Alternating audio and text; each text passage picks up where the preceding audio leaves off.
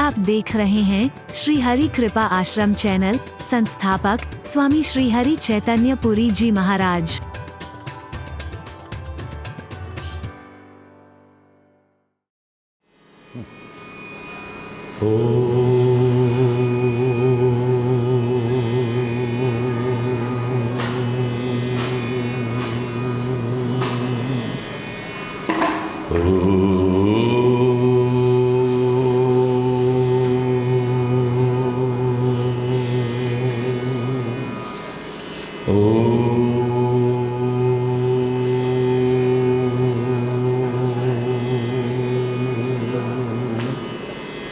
सर्वमंगलमांगल्ये शिवे सर्वार्थसाधिके शरण्ये त्र्यंबके गौरी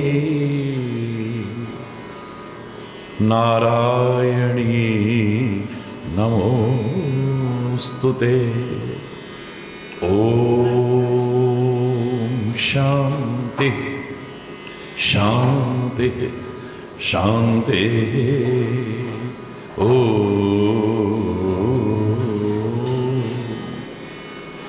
असतो मा सद्गमय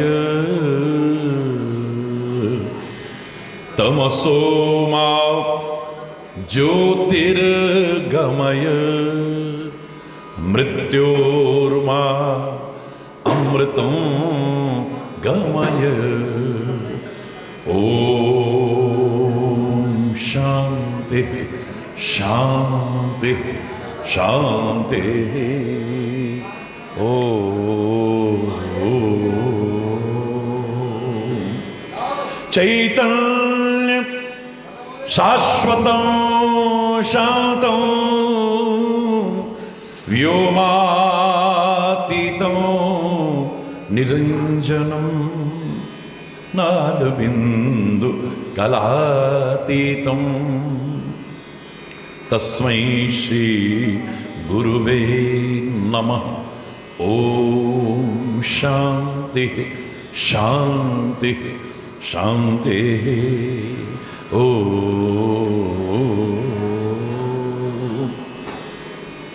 बहुत बहुत हार्दिक शुभकामनाएं, बहुत बहुत हार्दिक बधाई।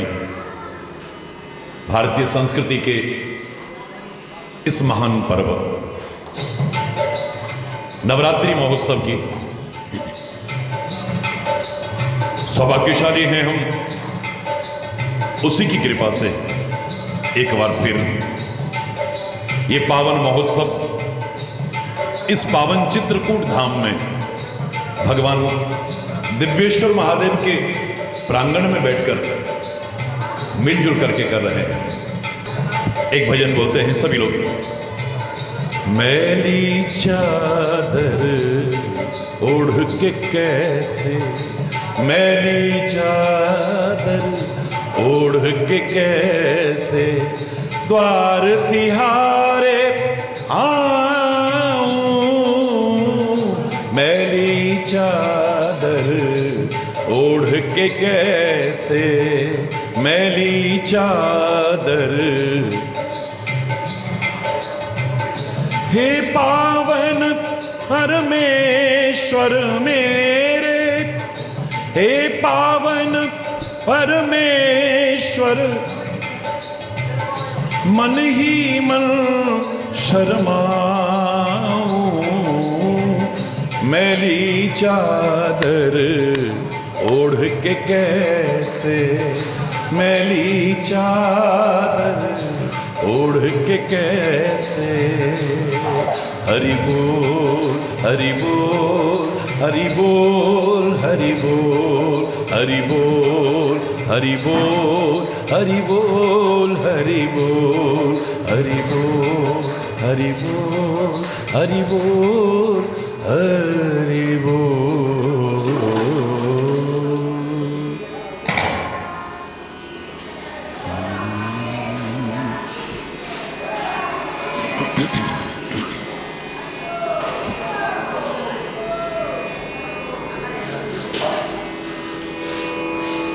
नवरात्रि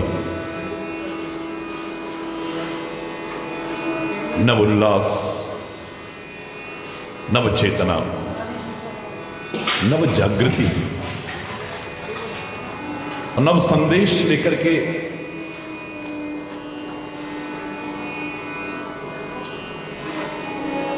हमारे जीवन में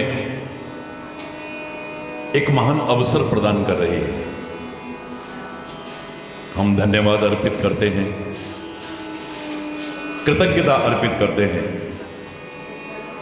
सद्गुरुदेव भगवान के श्री चरणों में, परमपिता परमात्मा के श्री चरणों में, भगवान दिव्येश्वर महादेव के श्री चरणों में और पराम्बा महाशक्ति महादेवी उस जगदम्बा के चरणों में।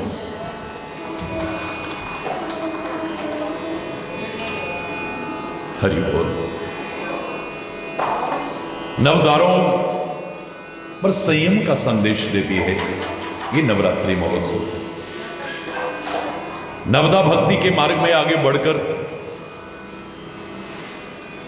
क्योंकि भक्ति में ही शक्ति है, शक्ति संपन्न बनने का दिव्य संदेश देती है ये नवरात्रि महोत्सव।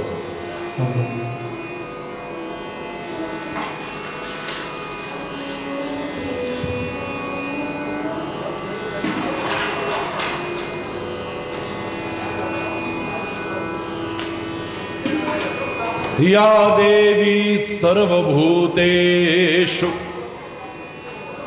शक्तिरूपेण संस्थिता, नमस्तस्यै नमस्तस्यै नमस्तस्यै नमो नमः।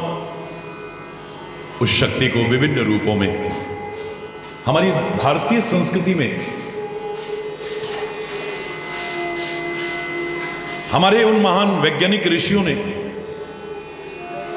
हमारे पूर्वजों ने हृदय से स्वीकार किया है।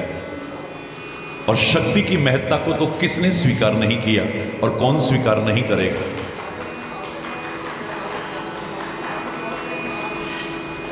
शक्ति के बिना तो जीवन शवतुल्य हो जाता है। मैं हमेशा कहा करता हूं, मेरी आंखों में देखने की शक्ति ना हो, मेरी आंखें बेकार हो जाती हैं। मेरे मस्तिष्क में सोचने समझने की शक्ति न रहे, मेरा मस्तिष्क बेकार हो जाता है। सुनने की शक्ति खत्म हो जाए, मेरे कान बेकार हैं। सूंघने की शक्ति न रहे, मेरे कान बेकार हैं। बोलने की शक्ति न रहे, मेरी वाणी बेकार है। चलने फिरने की शक्ति न रहे, कुछ करने की शक्ति न रहे, सब बेकार। शक्ति के बिना तो जीवन शवतुल्य हो जाता है, मुर्दे की तरह हो जाता है, बेकार हो जाता है। इसलिए भारतीय संस्कृति ने शक्ति को विभिन्न रूपों में स्वीकार करते हुए हमें दिव्य संदेश दिया है कि आप शक्ति की उपासना करो।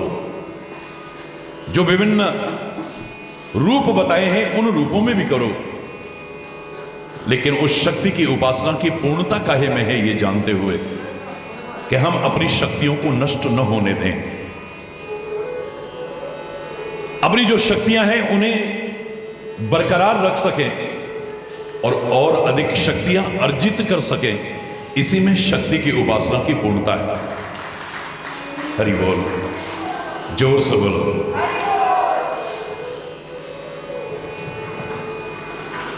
गंदे खान पान से हम अपनी शक्तियों को नष्ट कर रहे हैं। गलत चिंतन से, गलत दिनचर्या से अपनी शक्ति को हम नष्ट कर रहे हैं। गलत आचरण से अपनी शक्तियों को नष्ट कर रहे हैं। चरित्रहीनता के कारण अपनी शक्तियों को नष्ट कर रहे हैं। समय रहते जागरूक हों, अपनी शक्तियों को बचाएं, बरकरार रखें और अर्जित करें और शक्ति संपन्न बनने की कोशिश करें।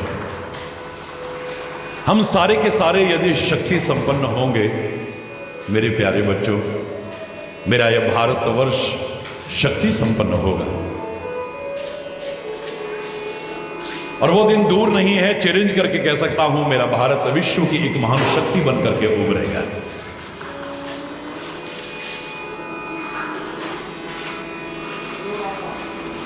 किसी की हिम्मत नहीं होगी मेरी भारत मां की ओर बुरी दृष्टि डालने की।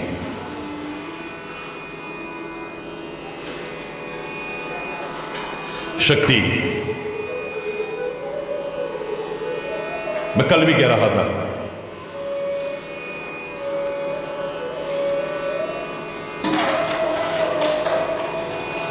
जो अपने अंदर कमजोरियां हैं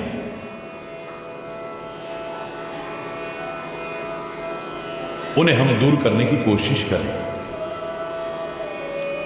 याद रखना, किसी की हिम्मत नहीं जो हमारा बाल बांका भी कर जाए। अभिमान से नहीं कह रहा, क्योंकि गुरु और प्रभु की कृपा हमारे ऊपर है। लेकिन याद ये भी रखे कि कोई नहीं मारता हमें, हमारी कमजोरियां मारती हैं हमें। कोई हमारा बाल बांका नहीं कर सकता, हमारी अपनी कमजोरियां हमें मारती हैं। इसीलिए हमारे महापुरुषों ने कहा था कि औरों को जीतने की बजाय पहले अपने आप को जीतने की कोशिश करो। हमको मन की शक्ति देना, मन विजय करें, दूसरों की जय से पहले खुद को जय करें। कितना भी कोई शक्तिशाली क्यों ना हो, अगर उसमें कमजोरियां हैं, वो कमजोरियां उसे कमजोर बना देती हैं, निर्बल बना देती हैं। बाहर लोग जो प्रहार करते हैं वो हमारी कमजोरियों पर करने की कोशिश करते हैं। याद करो, मैंने कहा था कि दुर्योधन शक्ति में कम नहीं है और भीम भी शक्ति में कम नहीं है, दोनों शक्ति संपन्न है। महाभारत का वो युद्ध हमें ये संदेश दे रहा है कि कितने दिन हो गए भीम बाल बांका नहीं कर पा रहा है दुर्योधन का। वो भी भगवान श्री कृष्ण के अनुज बलदाऊ भैया का सिखाया हुआ है, बलराम जी का सिखाया हुआ है, उनका शिष्य है। मल्ल युद्ध करके भी हार गए, गदा युद्ध करके भी हार गए, कुछ निष्कर्ष नहीं निकल पा रहा है। उदाहरण याद कीजिए, दोहराने जैसा तो लगेगा, लेकिन बात प्रारंभ करने के लिए एक महत्वपूर्ण भूमिका के रूप में कह रहा हूं। भगवान श्री कृष्ण ऊंची जगह पर खड़े होकर के इशारा करते हैं, भीम की तरफ इशारा करते हैं, यहां जंघा पर प्रहार करते हुए। भीम इशारे में कह रहे हैं कि इसकी जांग पर प्रहार करो। ऐसा क्या था? क्योंकि वो पूरा का पूरा वज्र हो चुका है, लेकिन उसकी जांग कमजोर थी। उदाहरण आपको याद होगा, गांधारी जब अपनी आंखों से पट्टी हटाने लगी तो आंखों से जब पट्टी हटाएगी, उसकी आंखों में इतनी शक्ति आ चुकी है कि जिसको देखेगी वो वज्र की तरह हो जाएगा। पुत्र मोह दुर्योधन को बुलाया, हे पुत्र, कल प्रातःकाल में अपनी आंखों से पट्टी हटाऊंगी, मेरी आंखें जिस ओर देखेंगी वो वज्र की तरह हो जाएगा। तुम नग्न होकर के आना, तुम्हारा शरीर वज्र की तरह हो जाएगा, तुम्हारा कोई बाल बांका नहीं कर पाएगा। ठीक है मां। प्रातःकाल सूर्योदय से पूर्व ही हल्का हल्का अंधेरा है और पूरी तरह से नग्न होकर के दुर्योधन मां के पास जा रहा है। मार्ग में ही भगवान श्री कृष्ण मिले। ओ ये क्या कर रहे हो तुम? हो ये क्या कर रहे हो तुम? अपने आप को जैसे तैसे छुपाने लगा। बोले तुम्हें शर्म नहीं आती है? नग्न होकर के कहां जा रहे? क्या है, मां के पास ही तो जा रहा हूं। छोटा बच्चा मां के पास नग्न रहे अशोभनीय नहीं लगेगा, लेकिन तुम युवा हो, ये धर्म और मर्यादा के खिलाफ अनुचित है। तुम्हें नग्न होकर के मां के सामने नहीं जाना चाहिए। अब क्या करूं? पत्ते ले लो, लपेटो और जाओ मां के सामने। हरि बोल, हरि बोल। पत्ते लिए और अपने आप को लपेट करके मां के सामने गया। मां ने आंखों से पट्टी हटाई, जिधर दृष्टि जा रही है सब वज्र की तरह होता जा रहा है। लेकिन जब अधोभाग पर नजर पड़ी, ये क्या किया दुर्योधन तूने? ये पत्ते क्यों लपेट करके आया है? ओ कृष्ण, ओ हरि बोल रहा है, जाको राखे साईं मार न सके कोई। जिसका वही रक्षक है उसका कौन बाल बाबा का कर सकता है? कदम कदम पर वही रक्षा करते हैं। फिर पांडवों के रक्षक हैं, वो सभी के रक्षक हैं, लेकिन जो अपने आप को उनके अनुकूल बनाने की कोशिश तो करे। सारा शरीर वज्र की तरह हो गया, लेकिन ये भाग कमजोर रह गया है। श्री कृष्ण इशारा करते हैं, यहां पर मारो। भीम दुर्योधन को नहीं मार सकता था, पर दुर्योधन की कमजोरी ने मार दिया है उसे। उसकी कमजोरी ने मार दिया है, प्रहार किया है, जंगा को फाड़ करके रख दिया है।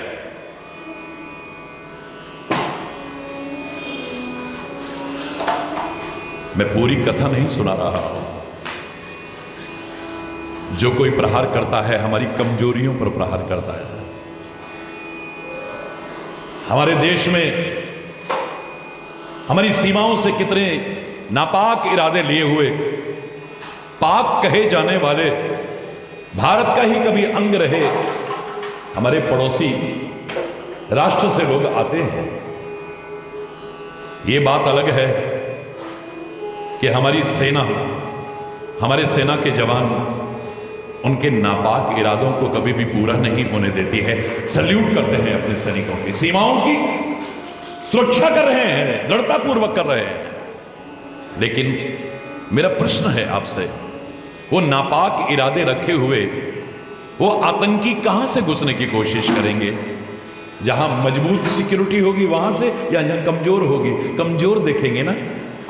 सिक्योरिटी में लैप्स कहां है, कहां पर कमजोरी है, कहां पर कमी है? वो कमजोरी देख करके ही अंदर घुसने की कोशिश करते हैं, या लोगों की कमजोरियों का नाजायज फायदा उठाते हैं, उनको अपने साथ मिला करके अपने नापाक मंसूबों को पूरा करने की कोशिश करते हैं। हृदय में एक पीड़ा है, एक कसक है, जिसे मैंने विश्व लेवल पर भी, अंतरराष्ट्रीय स्तर पर भी उठाया था कि हमारा देश कई दशक से अघोषित युद्ध की स्थिति में है। इन आतंकवादियों ने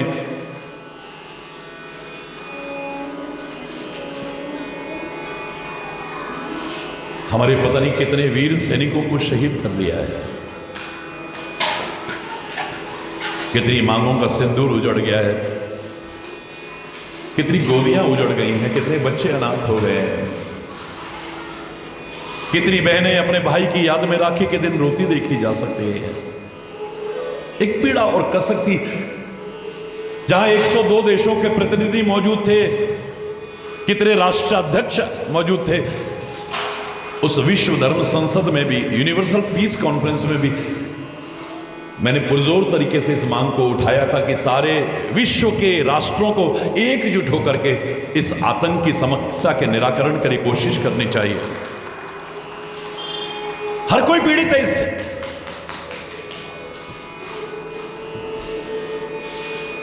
लेकिन मैं इतना ही कहूंगा कि वो कमजोरियां देखते हैं, क्या कमजोरियां हैं वहां से घुसने की कोशिश करते हैं। हम अपने अंदर कमजोरियां ना आने दें, अपने आप को कमजोर ना बनाएं। हम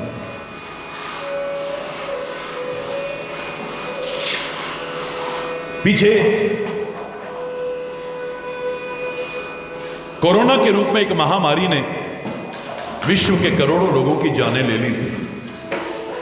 वो पीड़ा, वो कसक आज भी हमारे अंतर में है। आप याद करिए, और कुछ आता हो ना आता हो, एक शब्द सब सीख गए थे, इम्यूनिटी। हर एक को पता लग गया था ये शब्द।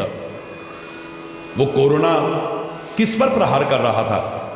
जिसके अंदर रोग प्रतिरोधक शक्ति कम है, जिसकी रोग प्रतिरोधक शक्ति मजबूत थी, इम्यूनिटी मजबूत थी, उसका बाल बांका भी नहीं कर पाया है। और मेरे भारत में विश्व में कीर्तिमान स्थापित किया।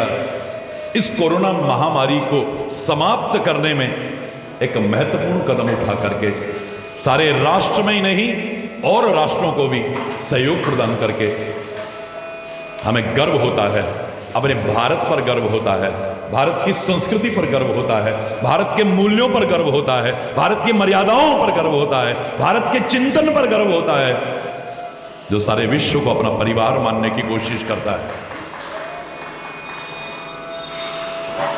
शक्ति की उपासना करोगे नवरात्रि में, शक्ति की महत्ता को स्वीकार करना, अपने आप को शक्ति संपन्न बनाने की कोशिश करना, अपनी शक्तियों को नष्ट करने की कोशिश मत करना, बरकरार रखना इन्हें और अधिक शक्तियां अर्जित करने की कोशिश करना। गिने चुने लोग ईस्ट इंडिया कंपनी के गेटवे ऑफ इंडिया से मुंबई में प्रवेश किए थे। गिने चुने लोग, वो गोरे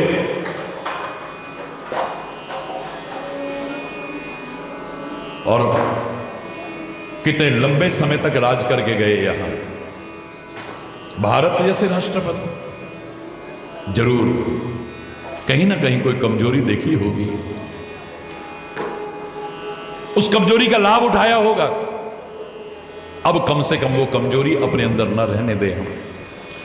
उनका प्रयास यही था, लोगों को बांटो और राज करो। डिवाइड एंड रूल की पॉलिसी को अपनाया उन्होंने। हम बट जाते हैं, हम कट जाते हैं ना, एकजुट होकर के रहें हम सब कुछ बाद में हैं, पर पहले एक भारतवासी हैं, इसे भूलने की कोशिश मत करना। हम हिंदू हैं, मुसलमान हैं, सिख हैं, ईसाई हैं, जैन हैं, बौद्ध हैं, पारसी हैं, हम कश्मीरी हैं, हम पंजाबी हैं, हम हरियाणवी हैं, हम उत्तराखंडी हैं, हम यूपी के हैं, हम मद्रासी हैं, हम बंगाली हैं, हम मराठी हैं, हम गुजराती हैं, सब कुछ हैं, प्रणाम है सबको। लेकिन इन सब से पहले भारतवासी हैं, इसे कभी भूलने की कोशिश मत करना। मेरा भारत है तो हम हैं। राष्ट्र सर्वोपरि होना चाहिए, राष्ट्र धर्म सर्वोपरि होना चाहिए। मुझे तो याद आता, जब मैं छोटी कक्षा में पढ़ता था, एक उदाहरण सुनाया गया था कि जापान में विद्यालय के अंदर एक पत्रकार पहुंचा और उसने पूछा सारे स्कूल के बच्चों को, आप लोग आस्तिक हैं या नास्तिक हैं? उन्होंने कहा हम तो आस्तिक हैं। अच्छा, भगवान को मानते हो? बोले हाँ, हम भगवान को मानते हैं। किसको भगवान मानते हो? बोले हम महात्मा बुद्ध को भगवान मानते हैं। महात्मा बुद्ध के कहने पर तुम क्या कर सकते हो? बोले अपनी गर्दन भी काट करके चढ़ा सकते हैं। अब वो पत्रकार कहता है, अगर वो महात्मा बुद्ध तुम्हारे राष्ट्र के खिलाफ जाए तो, तुम्हारे वतन के खिलाफ जाए तो, वो भगवान बुद्ध अगर उसके खिलाफ जाए तो? बोले भगवान बुद्ध के कहने पर अपनी जान भी कुर्बान कर सकते हैं, लेकिन अगर हमारे वतन के खिलाफ जाए तो उसकी जान ले भी सकते हैं, गर्दन भी काट सकते हैं। वाह वाह वाह वाह वाह वाह। राष्ट्र से बढ़कर के कुछ नहीं है। इस राष्ट्र के लिए लोगों ने अपनी जानें कुर्बान की हैं, अपना सर्वस्व अर्पण किया है। उन शहीदों की शहादत को कभी व्यर्थ न जाने दें। खिलखिलाता हुआ, हंसता हुआ, सुखी समृद्ध खुशहाल मेरा भारत नजर आए। हर ओर शांति हो, सद्भाव हो, मेलजोल हो, सुलूक हो, एकता हो, मानवता हो, राष्ट्रीयता हो, नैतिकता हो। इन्हीं शुभकामनाओं के साथ आज प्रथम दिवस की बहुत बहुत हार्दिक शुभकामनाएं देता हुआ नवरात्रि के इस महान उत्सव की बहुत बहुत हार्दिक शुभकामनाएं और बधाई देता हुआ बस आपसे प्रार्थना कर रहा हूं बार बार, मेरे प्यारे बच्चों, शक्ति संपन्न बनना। हम सब शक्ति संपन्न बने, मेरा राष्ट्र शक्ति संपन्न बने, विश्व की एक महान शक्ति बनकर के उभरे और किसी की हिम्मत ना हो मेरी भारत माता की ओर बुरी दृष्टि डालने की। भारत माता की, वंदे वंदे। आज दिन भर हजारों लोग देश के विभिन्न भागों से आते रहे और इस महान उत्सव में भागीदारी सुनिश्चित करते रहे और आप इस दिव्य संदेश को अपने हृदय से स्वीकार करने के लिए यहां उसकी कृपा से उपस्थित हैं। इधर भजन चल रहा है, सत्संग चल रहा है, कीर्तन चल रहा है और उधर सेवा भी चल रही है। सौभाग्यशाली हैं हम कि उसकी कृपा से इस महान अवसर के एक एक क्षण का सदुपयोग करने की कोशिश कर रहे हैं। ये तो एक महान तीर्थ बनकर के उभर रहा है, ये चित्रकूट धाम बनकर के उभर रहा है। भगवान दिव्येश्वर महादेव के श्री चरणों में बैठ करके आइए संकल्प लें कि इसकी पवित्रता को, इसकी सुभगता को, इसकी सुंदरता को, इसकी दिव्यता को, इसकी मर्यादाओं को हमेशा पालन करते हुए इसकी आन बान और शान बढ़ाने की कोशिश करते रहेंगे। उसी में हमारी आन बान शान है, अपने तिरंगे की, अपनी भारत माता की, अपने तीर्थों की, अपने कुल के पूर्वजों की, उन मर्यादाओं का पालन करते हुए आगे बढ़ते रहें, इनका सम्मान करते रहें। अभी आप कल तक अपने पूर्वजों के प्रति श्रद्धा व्यक्त कर रहे थे, श्राद्ध पर्व मना रहे थे। सौभाग्यशाली हैं आप, अपने पूर्वजों को नहीं भूले हैं। परमात्मा की कृपा हो सब पर, पूर्वजों का आशीर्वाद मिले आपको। लेकिन इतनी बात मैं जरूर कहूंगा कि आपको कितना शांति का अनुभव होता है जब अपने पूर्वजों को याद करते हुए उनके निमित्त कुछ करने की कोशिश करते हो। तो आप कितने सौभाग्यशाली हैं। लेकिन यदि जीते जी भी अपने माता पिता और अपने बड़े बुजुर्गों का सम्मान करना, सेवा करना सीख लो तो सौभाग्यशाली नहीं, परम सौभाग्यशाली हो जाओ। हमारे पहले भगवान हैं ये, हमारे तीर्थ हैं ये, हमारे माता पिता, हमारे बड़े बुजुर्ग। ये भारतीय संस्कृति ने तो इस मां की उपासना के लिए तो कहा है, लेकिन पहले जन्म देने वाली मां का सम्मान किया है। मातृदेवो भव, बोली, पितृदेवो भव, आचार्य देवो भव, अतिथि देवो भव। विश्व की महानतम संस्कृति है, अलौकिक संस्कृति है, अद्वितीय संस्कृति है, अनुपम संस्कृति है, उदार और व्यापक संस्कृति है, सर्वे भवन्तु सुखिनः का भाव रखने वाली संस्कृति है, वसुधैव कुटुंबकम का भाव रखने वाली संस्कृति है। अपनी सनातन संस्कृति पर गौरव का अनुभव होता है हमें। लेकिन सबसे पहले इसने अपने माता पिता का सम्मान, क्योंकि चैरिटी बिगिंस फ्रॉम होम। बाहर जाकर के रसीद बुक लेकर के चल रहे थे लोग, रामलीला का आयोजन है, कुछ दे दीजिए। बोले जी आप चंदा लेने तो आ गए, आपने कुछ अपनी रसीद कटवाई है कि नहीं कटवाई है? हाँ कटवा लेंगे। बोले पहले अपनी कटवा ले तब हमारे पास आना। हरि बोल ना, जोर से बोलो ना, और जोर से बोलो ना। चैरिटी बिगिंस फ्रॉम होम, अपने घर से शुरू करो ना। सबसे पहले हमारे देव, हमारे तीर्थ माता पिता है। धरती पर रूप मां बाप का उस विधाता की पहचान है, जिसके लिए लोग कहा करते थे ए मां तेरी सूरत से अलग भगवान की सूरत क्या होगी। उसको नहीं देखा हमने कभी और उसकी भी जरूरत क्या होगी। भगवान आप सबको लंबी उम्र दे। कभी आप भी बुजुर्ग होंगे, अगर आपकी औलाद आपका तिरस्कार करेगी, अपमान करेगी, अनादर करेगी, सेवा नहीं करेगी तो आपको अच्छा नहीं लगेगा। आप भी मत करना, आवाहन करता हूं आपका।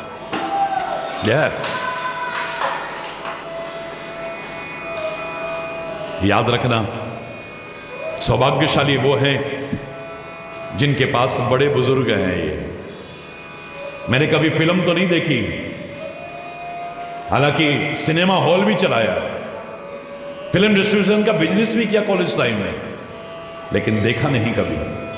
पर एक डायलॉग बड़ा मशहूर था कि तेरे पास क्या है? बोले मेरे पास कार है, मेरे पास बंगला है, और मेरे पास ये है, मेरे पास इतना बैंक बैलेंस है। तेरे पास क्या है? बोले मेरे पास मां है, मां है मेरे पास।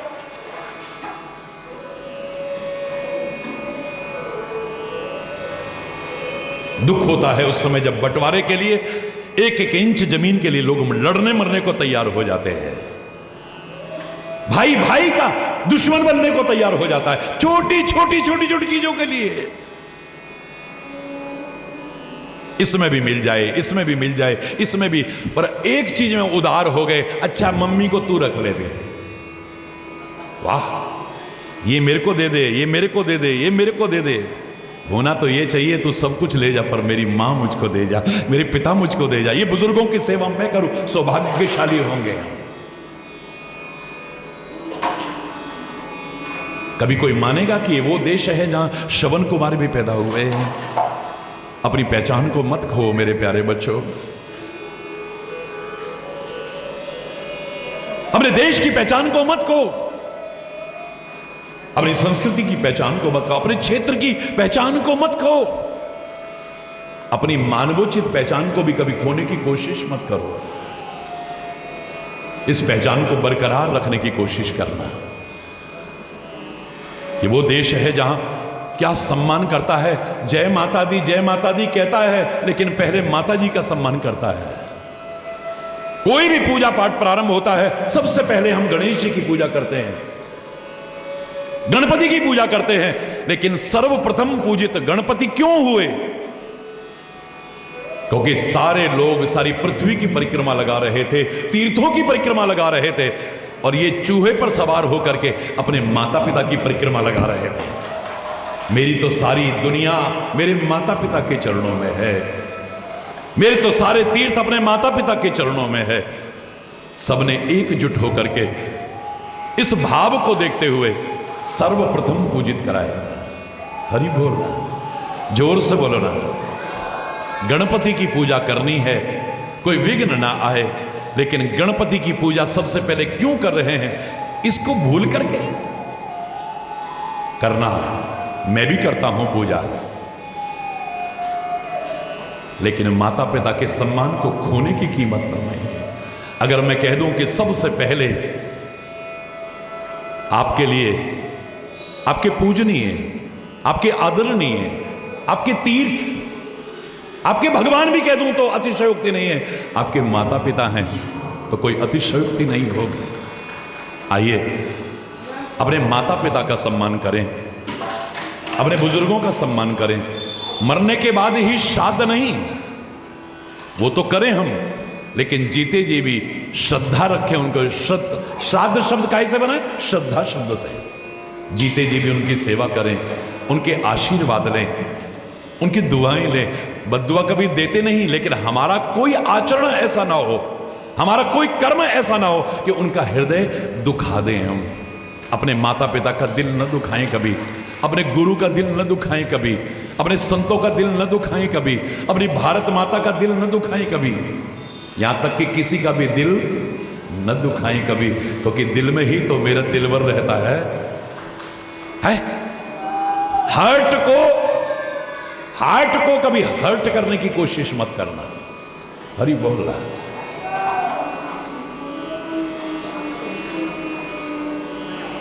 किसी वजह से दुख के कारण हमारे माता पिता की आंखों में आंसू ना आ जाए।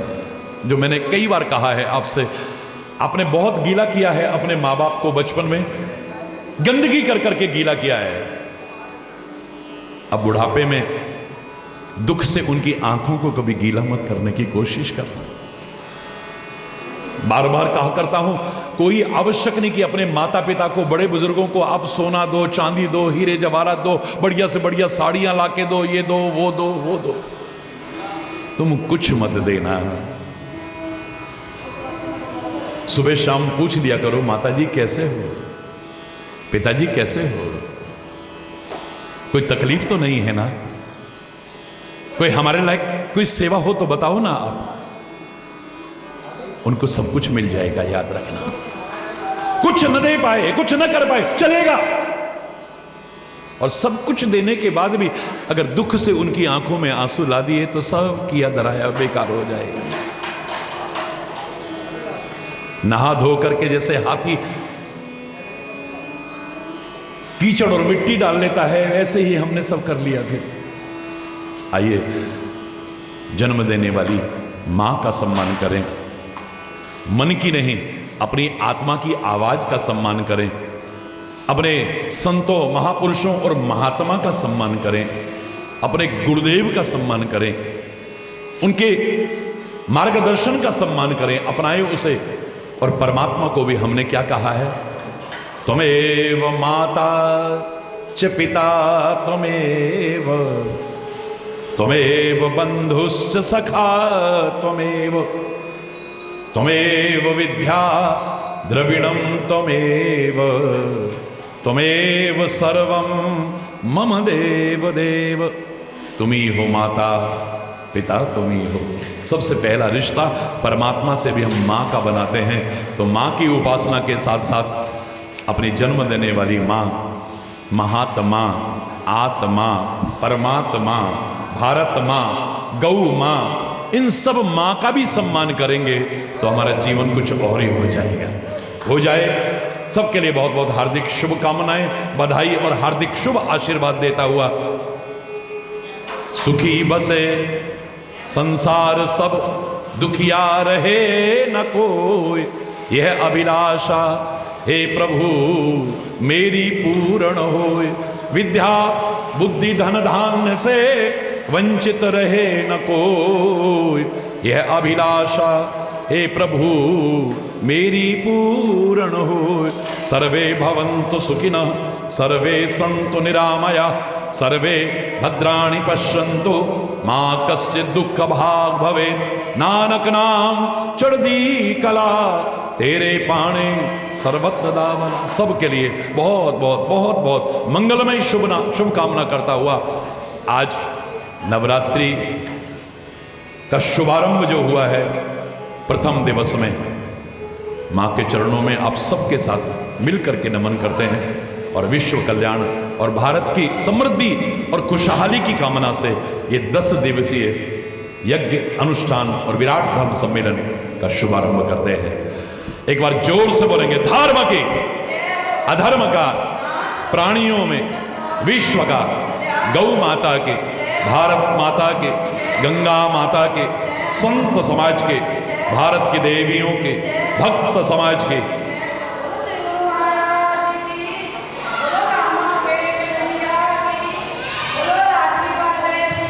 बोल वृंदावन बिहारी लाल की जय। जय जय श्री राधे श्याम राम।